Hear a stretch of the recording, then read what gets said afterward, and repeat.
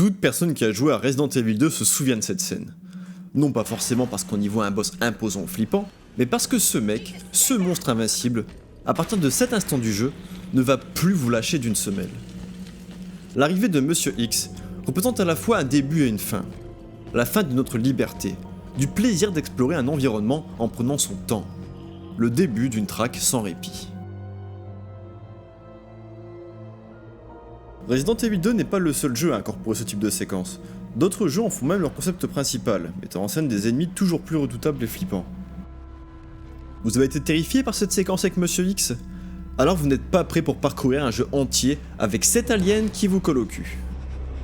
Si ces ennemis sont si terrifiants, en plus du fait qu'ils soient diaboliquement dangereux, c'est en grande partie grâce à la façon dont leurs IA, généralement complexes, sont conçues. Salut à tous, c'est 404, et aujourd'hui on va parler des IA, de ces ennemis dont la menace est permanente.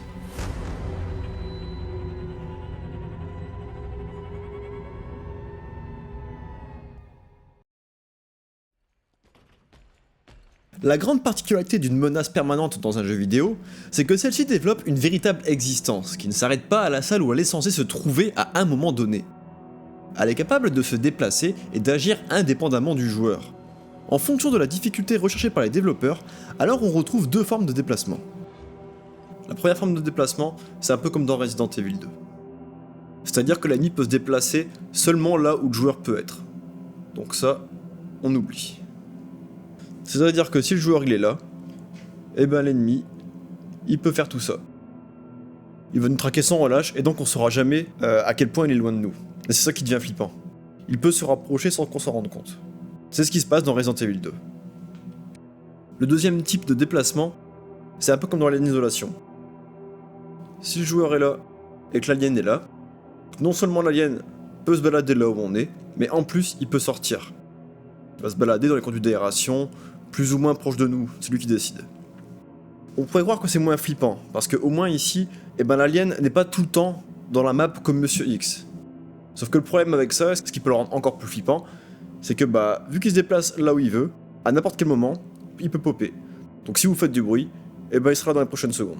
Contrairement à Monsieur X qui lui arrivera lentement mais sûrement. Bien qu'on progresse la plupart du temps dans la sérénité de ne pas être pris par le temps, on subira un pic de stress une fois la menace en route. Qu'est-ce qui est pire? Ça c'est à vous de voir. En fonction du but et des moyens des développeurs, alors l'IA sera donc plus ou moins développée. Mais si on veut la rendre encore plus effrayante, alors on peut chercher à la rendre imprévisible. Dans l'isolation, si le joueur est là et que l'alien ne nous voit pas, alors lui va se balader. Il va pas nous suivre sans relâche forcément là où on va être, mais il va explorer la map. Parfois il fera demi-tour, il va toucher des objets, il va interagir avec. Bien évidemment il va rester quand même dans la zone et ça on le verra plus tard, mais ce sera pas une traque systématique comme Monsieur X par exemple. Une IA imprévisible et qui semble libre limite notre impression d'avoir compris leur fonctionnement. On la considérera alors jamais comme acquise. C'est le genre de jeu où on pourra pas se planquer tranquillement dans un casier. En tout cas pas trop longtemps. Par contre, un paramètre prévisible et qui semble logique de développer chez ces IA, c'est leur sens. Ces ennemis ont tout intérêt à pouvoir lire nos agissements. Ils peuvent par exemple nous entendre, nous voir. Et ça permet de créer un véritable duel d'intelligence, car on devra alors se montrer le plus discret possible. Si on est amené à tirer dans Resident Evil 2, alors Monsieur X pourrait l'entendre et arriver sous peu. Si on se cache sous une table, mais que l'alien peut nous voir, alors il nous verra et nous tuera. Si on veut survivre, on devra alors réfléchir à comment minimiser notre présence, et on se mettra à craindre nos propres agissements.